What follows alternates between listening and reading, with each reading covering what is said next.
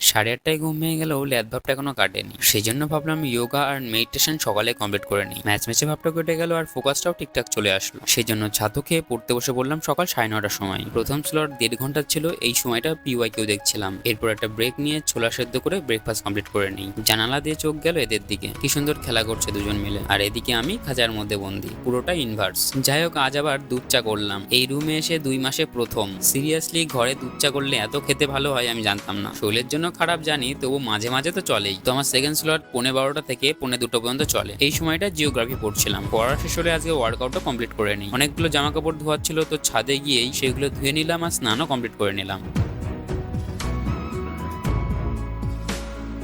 3:30টার মতো বেজে গেছে, এখনো রান্না বাকি আছে। আজ আবার রুমেই নতুন একটা রান্না করব। এতটা লেট হয়ে যাবে জানলে আজ আর করতাম না। যাই হোক, এখন তো আর কিছু করার নেই, খেতে তো হবেই। রেসিপির নাম তো জানি না, তবে ইউটিউবে সার্চ করলাম কম সময়ে রান্না, তো এটাই সাজেস্টে এলো। আলু, পেঁয়াজ, ডাল কুচি কুচি করে কেটে তেল দিয়ে মেখে চাপিয়ে দাও। মোটামুটি সেদ্ধ হলে পরে ডিম দিয়ে দাও, তারপর আবার ঢাকা দিয়ে দাও। 15 থেকে 20 মিনিট মতো সময় লেগেছে। খাওয়া হয়ে গেলে আজকে এডিটিং কমপ্লিট করে কিছুক্ষণ বিশ্রাম নিয়ে 5:45টার দিকে পড়তে বসে পড়ি। এই সময়টা হিস্ট্রি পড়ছিলাম। 9:15 দিকে পড়া কমপ্লিট হলে একটু হাঁটতে বেরোই। এবার থেকে ঠিক করেছি রাতে একটা সময় করে হেঁটে আসবো, কারণ সারাদিন ঘরের মধ্যে আর থাকতে ভালো লাগে না। আর এদিকে বেশ ঝিলফিল আছে, বেশ সুন্দর হাওয়া দেয়। হাঁটাচলা করে রুমে এসে ডিনার কমপ্লিট করে পড়তে বসে পড়ি 12:30টার সময়। প্রায় 2:15 পর্যন্ত পড়ে আজকে সব টাস্ক কমপ্লিট হয়। জয় হিন্দ বন্ধুরা, আজ ছিল ডে 25।